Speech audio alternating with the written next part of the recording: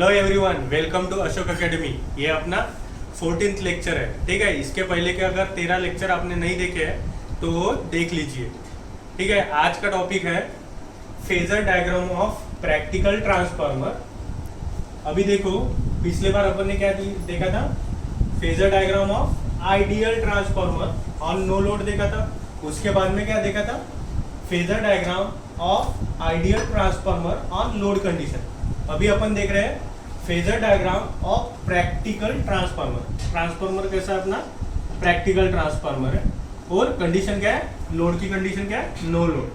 ठीक है, तो देखो the basic difference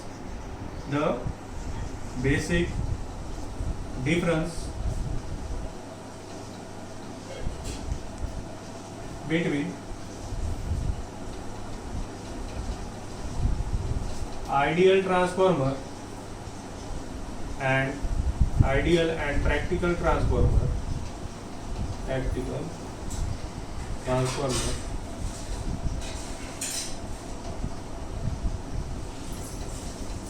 is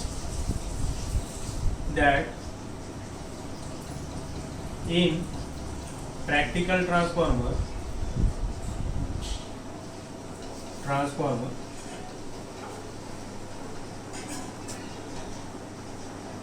we take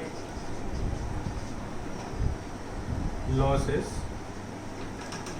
in account। मतलब देखो, पहले आइडियल ट्रांसफार्मर की केस में लॉसेस क्या थे, 0। ठीक है, तो अभी प्रैक्टिकल ट्रांसफार्मर में अपन क्या कुछ ना कुछ लॉसेस क्या करेंगे, कंसीडर करेंगे। ठीक है, तो देखो, एक तो इसमें R1 मतलब प्राइमरी रेजिस्टेंस रहेगा, फाइनाइट वैल्यू।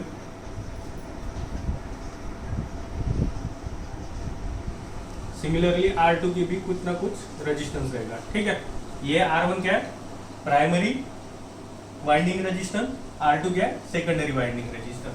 ठीक है, इसमें कुछ ना कुछ लॉसेस रहेंगे, कुछ फाइनाइट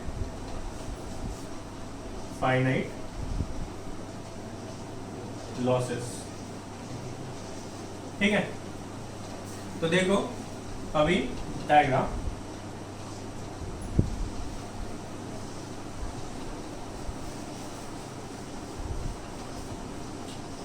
यह है कोर,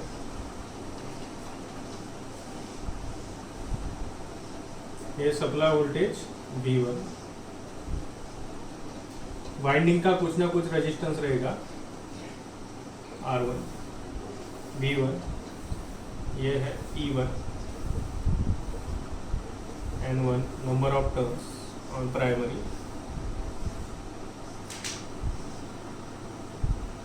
N2 E2, और लोड है क्या, नहीं है। ठीक है, इसकी वजह से जो I2 करंट फ्लो होगा वो क्या होगा, 0 होगा। ये है अपने मेन फ्लक्स फाई, ये क्या है अपने मेन फ्लक्स फाई। तो देखो अभी जो यहाँ से करंट फ्लो होगा I1, जो करंट I1 और इसको कहो I0, ये क्या है, नो लोड करंट। इसको क्या है, दो पर्पस सर्व करना पड़ेगा। No load current I0 has to serve two purpose. एक, मैग्नेटाइज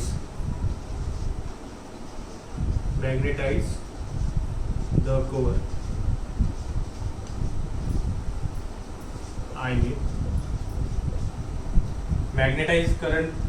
मैग्नेटाइज द कोर के लिए क्या लगेगा, IU करंट लगेगा। और second, to supply losses current क्या लगेगा, आई डब्ल्यू से इंडिकेट करेंगे अपन उसको, किससे, आई डब्ल्यू से। ठीक है, देखो अभी अपन ने क्या कंसिडर किया है कि अपना ट्रांसफार्मर कैसे है, प्रैक्टिकल ट्रांसफार्मर है, तो इस वाइंडिंग का क्या रहेगा, कुछ ना कुछ रेजिस्टेंस रहेगा। ठीक है, इसलिए ये हो गया R1। इसमें से करंट फ्लो होगा तो यहाँ पे क्या मिलेगा अपने को, कुछ ना कुछ कॉपर लॉसेस मिलेंगे। ठीक है, सेकेंडरी साइड में अपना लोड कनेक्ट है क्या, नो लोड कंडीशन है, लोड कनेक्ट है क्या, नहीं, इसलिए I2 इज इक्वल टू क्या, लोड ही कनेक्ट नहीं है, ये साइड ओपन है, तो करंट फ्लो होगा क्या अपना, नहीं। तो ठीक है, तो इसके लिए अपन क्या कर सकते हैं, जो R2 रेजिस्टेंस है इसमें से करंट कितना जाएगा, 0, तो कुछ पावर लॉस होगा क्या, power loss on secondary side का फॉर्मूला क्या है कॉपर लॉस का, I2 स्क्वायर R, तो इसमें I2 की वैल्यू क्या रहेगी, 0, तो power loss in secondary, copper power loss in secondary क्या रहेगा, 0 रहेगा। ठीक है, तो देखो, और इधर R1 से क्या करंट फ्लो हो रहा है, I0, इसकी वजह से यहाँ पे कुछ ना कुछ कॉपर लॉस रहेगा। ठीक है, कॉपर लॉस रहेगा और कुछ कांस्टेंट लॉसेस रहेंगे। आपको लॉसेस तो पता है ना, मेजर लॉसेस कौन कौन से हैं, एक है कॉपर लॉसेस और दूसरे है आयरन लॉसेस। इसमें क्या आता है, हिस्टेरिसिस लॉसेस आता है, हिस्टेरिसिस और एडी करंट लॉसेस। ये लोड पे डिपेंड नहीं रहते हैं, ये लॉसेस कैसे रहते हैं, कांस्टेंट लॉसेस रहते हैं। तो फिर जो ये I0 करंट है, I0 करंट, उसको अपन क्या कहते हैं, नो लोड करंट। वो क्या करेगा, कुछ ना कुछ करंट सप्लाई वोल्टेज V1 से क्या करेगा, ड्रॉ करेगा, किसके लिए, टू मैग्नेटाइजिंग द कोर, जो अपन ने IMU से पहले भी देखा है, और टू सप्लाई लॉसेस एक एडिशनल करंट लेगा, उसको किससे इंडिकेट किया है, IW। ठीक है, तो अभी चलो देखते हैं difference between IMU and IW। No load current अपन किससे इंडिकेट करते हैं, I0 से। I0 क्या है, फेजर सम ऑफ IMU मतलब magnetizing current plus IW wattful component, और ये कंपोनेंट का काम क्या होता है, टू कंपनसेट लॉसेस। तो चलो देखिए difference between magnetizing component and wattful component. ठीक है, इसमें क्या डिफरेंस है, तो देखो मैग्नेटाइजिंग कंपोनेंट अपन ने प्रीवियस लेक्चर में भी देखा है, V1 और IM के बीच में फेज डिफरेंस कितना होता है, 90 डिग्री। ठीक है, तो देखो ये क्या है, reactive component of current. Magnetising component क्या है, रिएक्टिव कंपोनेंट, और इसको ही क्या कह सकते हैं अपन, वॉटलेस कंपोनेंट ऑफ करंट। ठीक है, इसका फॉर्मूला है I mu is equal to I0 sine phi. ठीक है, इसको क्या कहते हैं अपन, मैग्नेटाइजिंग कंपोनेंट को वैटलेस कंपोनेंट। जैसे अपने रिएक्टिव पावर रहता है, जो रिएक्टिव पावर और एक्टिव पावर में डिफरेंस है, वो सेम मैग्नेटाइजिंग कंपोनेंट और वैटफुल कंपोनेंट में डिफरेंस है। ठीक है, I म्यू का फॉर्मूला क्या हुआ, I0 साइन फाई। ये क्या है, रिएक्टिव कंपोनेंट। ठीक है, तो ये IW क्या है, वॉटफुल कंपोनेंट। इसको क्या कहते हैं अपन, एक्टिव कंपोनेंट ऑफ करंट और वॉटफुल कंपोनेंट ऑफ करंट। इसका फॉर्मूला है IW is equal to I0 cos phi. ठीक है, तो magnetising current is always in quadrature with supplied voltage. ठीक है, it is always in quadrature with applied voltage. Therefore always quadrature मतलब क्या, phase angle कितना, 90 degree with respect to voltage. ठीक है, और इन फेज का मतलब क्या होता है, और वॉटफुल कंपोनेंट रहता है, वो क्या रहता है, इन फेज। इन फेज मतलब फाई इज इक्वल टू क्या हुआ, 0 डिग्री। ठीक है, 0 डिग्री। देखो ये जो मैग्नेटाइजिंग कंपोनेंट है वो अप्लाई वोल्टेज से कैसा है, क्वाड्रेचर मतलब 90 डिग्री फेज डिफरेंस है। इसके लिए अपन इसको किससे इंडिकेट करते हैं, इंडक्टर से। किससे इंडिकेट करते हैं, इंडक्टर से। ठीक है, inductor X0 on no load X0। और यहाँ पे कैसा है, ये इन फेज है। इन फेज मतलब इन फेज वोल्टेज और करंट इन फेज किस में रहते हैं, रजिस्टर में, इसलिए इसको किससे इंडिकेट करते हैं अपन, R0 से। ठीक है, तो देखो मैग्नेटाइजिंग कंपोनेंट का मैग्नीट्यूड कितना रहता है, 2 to 5% of full load current. ठीक है, 2 to 5% of full load current रहता है। और मैग्नीट्यूड ऑफ वैटफुल कंपोनेंट कितना रहता है, 1 to 2%। ठीक है, इससे ही अपन क्या बोल सकते हैं, magnetising component I mu is greater than I W. ठीक है, ये भी आप ध्यान में रख सकते हैं। ठीक है, ये ध्यान में रखो, मैग्नीट्यूड ऑफ मैग्नेटाइजिंग कंपोनेंट कितना रहता है, 2 से 4 to 5% रहता है। और ये वैटफुल कंपोनेंट कितना रहता है, 1 to 2% रहता है। और ये I0 जो है वो रहता है 2 to 5% of full load current.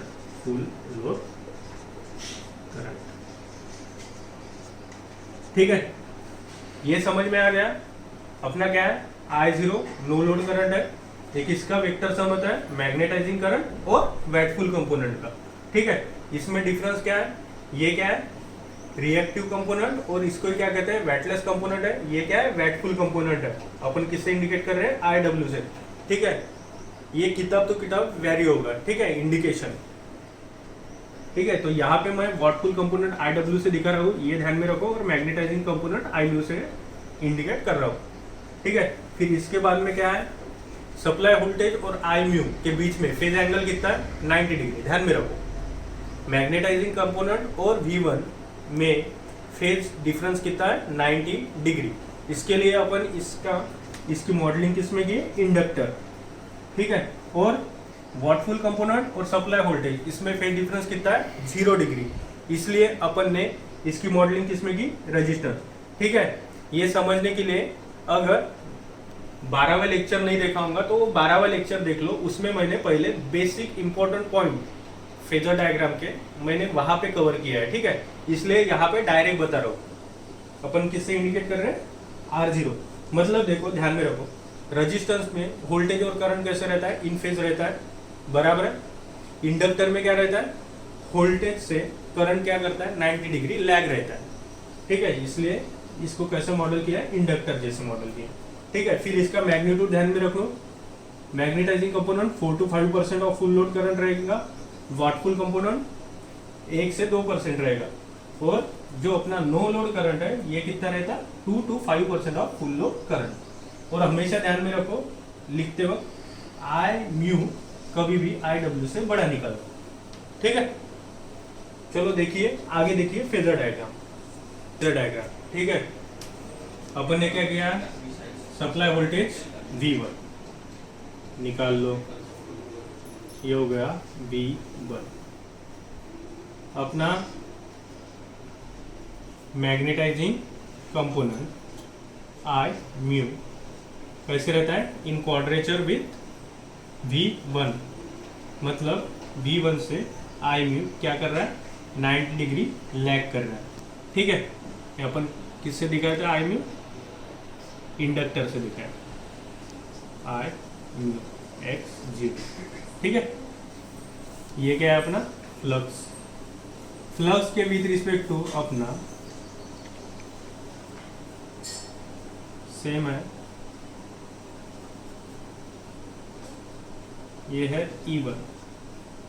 ठीक है, E1 क्या है, प्राइमरी इंड्यूस वोल्टेज। और अपन ने यहाँ पे ऐसे कंसिडर किया है कि N2 लेस देन N1 है। मतलब क्या है, स्टेप डाउन ट्रांसफॉर्मर है। मैंने पहले ही बताया था E1 और E2 का मैग्नीट्यूड डिपेंड कर रहा है number of turns on primary and secondary winding. ठीक है, तो यहाँ पे कंसिडर किया है अपन ने कि N2 क्या है, लेस है N1 से। मतलब E2 क्या होगा, लेस होगा E1 से, बराबर है। और अपनी कंडीशन क्या है, नो लोड कंडीशन है। ठीक है, इसकी वजह से I2 कुछ फ्लो हो रहा है, क्या I2 इज इक्वल टू क्या है, 0। इसके कारण copper loss on secondary side भी क्या हो जाएगा, 0 हो जाएगा। ठीक है, इसलिए E2 इज इक्वल टू क्या लिख सकते हैं, V2 लिख सकते हैं। ठीक है। और देखो अपन ने क्या दिखा, no load component, no load current is equal to vector sum of magnetising component और वैटफुल कंपोनेंट। वैटफुल कंपोनेंट अपन ने किससे मॉडल किया है, R0, क्योंकि रीजन क्या है, IW और V1 में फेज डिफरेंस कितना रहेगा, 0 डिग्री।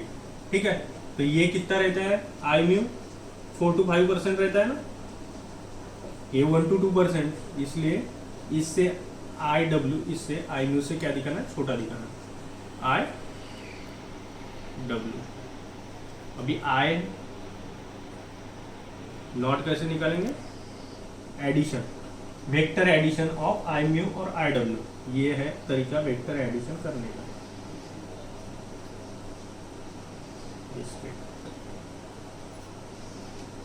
ठीक है, इसमें जो एंगल रहेगा फाई 0, इसको कहते हैं नो लोड एंगल, और ये वेरी करता है 75।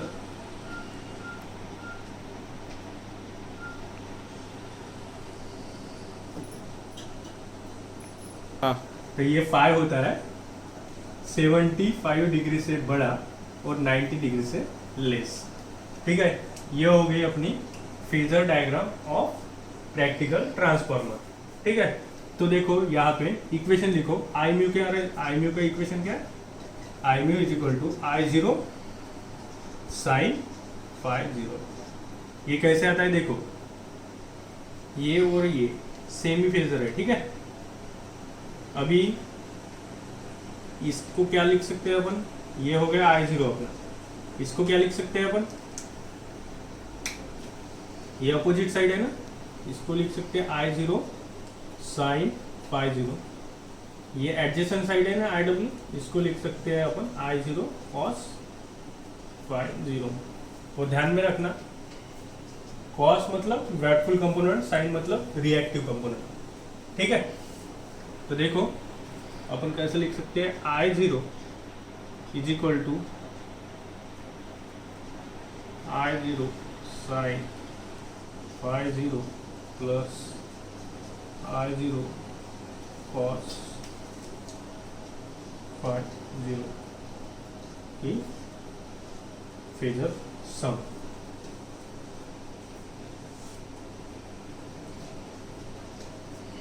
मतलब ये हो गया I म्यू, ये हो गया IW, I0 का magnitude under root I mu square plus IW square, और ये जो फाई की वैल्यू रहती है phi 0 is equal to tan inverse,